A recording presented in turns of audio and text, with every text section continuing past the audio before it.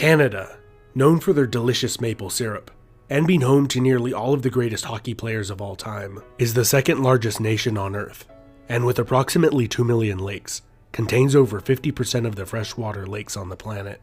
For many thousands of years, this region was populated with many indigenous tribes of hardy people, capable of overcoming the severe and lengthy winters, thriving and developing unique cultures. The first non-native people to settle in Canada, and the New World in general that we know of for sure, were the Vikings. They built a settlement in Newfoundland around 1000 AD. It is unclear for exactly how long this settlement was occupied for, or if there was more, but ultimately it was either abandoned, pillaged, or its inhabitants succumbed to disease, or assimilated into the local population.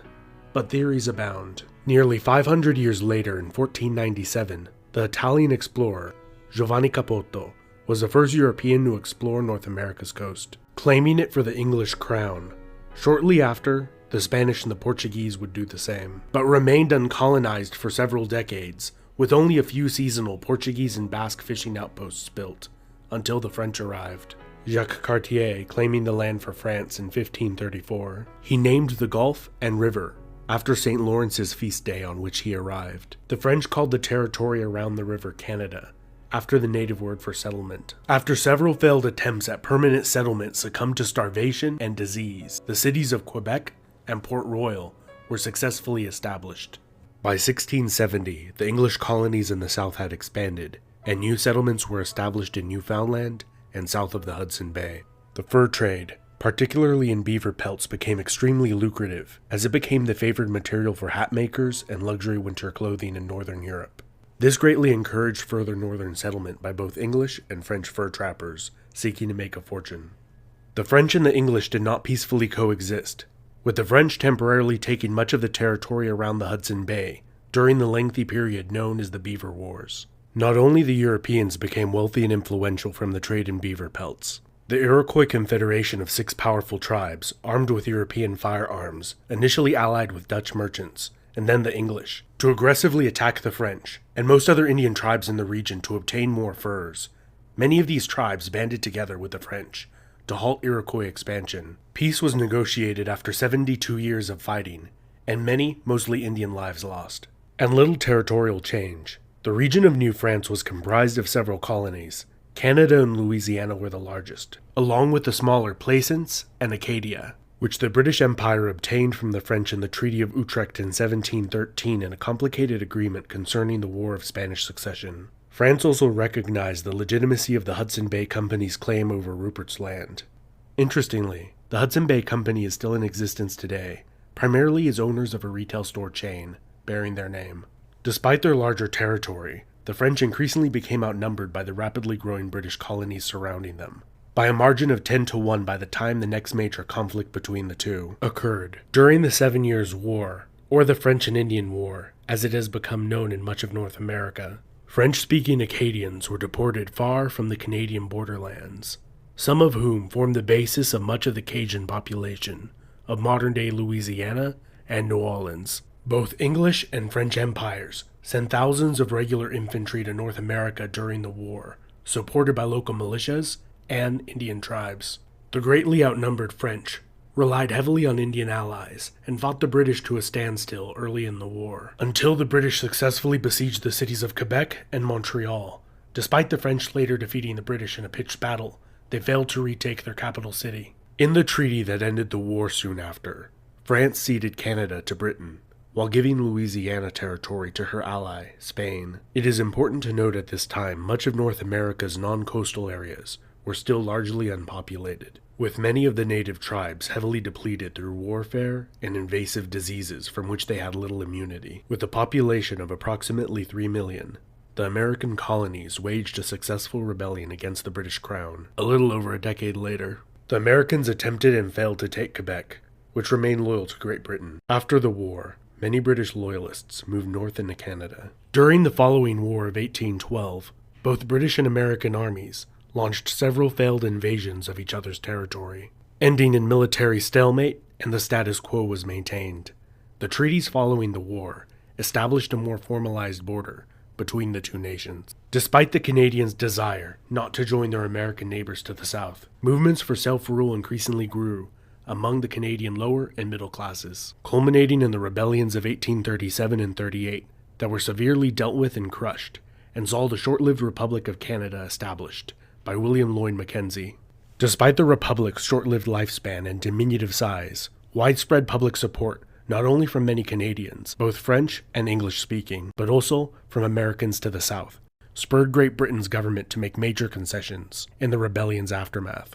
The Act of Union in 1840 united Upper and Lower Canada into the new province of Canada, and the granting of responsible government soon after allowed for a far greater degree of self-rule to be exercised by the elected representatives of the people. In 1846, the disputed Oregon Territory was peaceably divided between Great Britain and the United States, pretty much by drawing a straight line and giving Vancouver Island to Canada. Throughout the 19th century, a massive boom in the logging industry fueled large waves of immigration to Canada, gradually replacing the fur trade as Canada's most lucrative industry. In 1867, the British North America Act, or more commonly called the Constitution Act today, established Canada as a self-governing democracy with Ottawa as its capital city. To the west, the Hudson's Bay Company negotiated the sale of Rupert's Land to the newly formed Canadian government.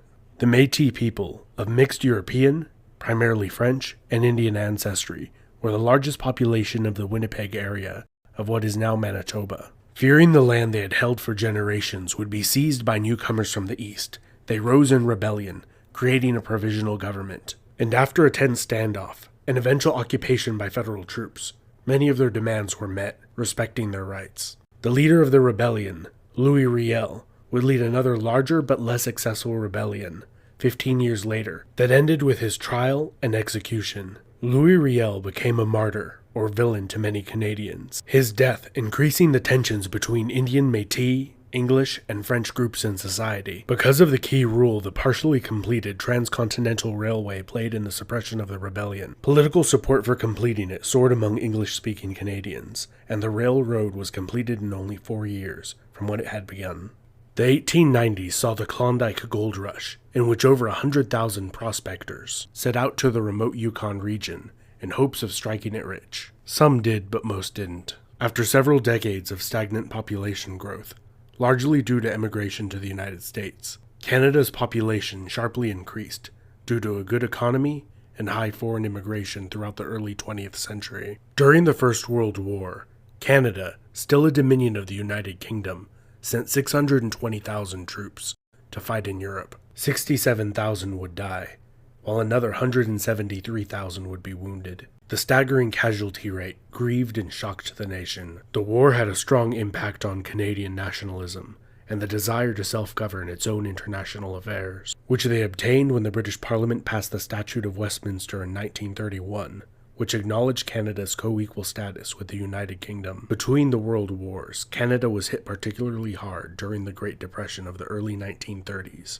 with unemployment rates reaching 25%, and many men living in unemployment relief camps. During the Second World War, over 1.1 million Canadians served in that brutal conflict that left nearly 100,000 of them dead or wounded. In 1949, Newfoundland became the last Canadian province to incorporate. In 1965, Canada adopted its current flag. Here's a selection of some of the other national flags that were proposed. Let me know in the comments of which one do you think looks best. In 1982, the Canada Act passed the Parliament of the United Kingdom and was ratified by the Queen, granting Canada the right to create their own constitution, which they promptly did. Still recognizing the constitutional monarchy in a mostly ceremonial rule, the new constitution abolished the British Parliament's remnants of influence over Canada. Canada is now a nation of over 36 million people, where over 20% speak French as a first language, and has the 10th largest economy in the world. The province of Quebec has maintained a strong French influence over the centuries, and has on 2 occasions voted in referendums to decide whether Quebec should proclaim national sovereignty and become an independent country.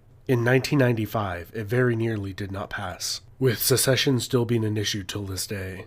This has been Epimetheus. Let me know what you think down in the comments. What Canadian province is your favorite to visit or live in? Don't forget to like, subscribe, and hit the bell icon to get notifications every time I make a new video. And big thanks to my supporters over on Patreon that help me keep making content like this. Thank you so much for watching till the end of the video.